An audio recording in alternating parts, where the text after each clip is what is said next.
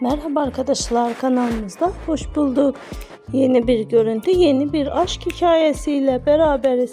Sizlerin güzel bir oyuncularla beraber güzel bir paylaşımı izlemeye davet ediyoruz. Uzak Şehir dizisinin kamera arkası görüntülerini sizler için sunacağız. Bu güzel görüntüleri buyurun izleyelim. İyi seyirler, hoşça kalın.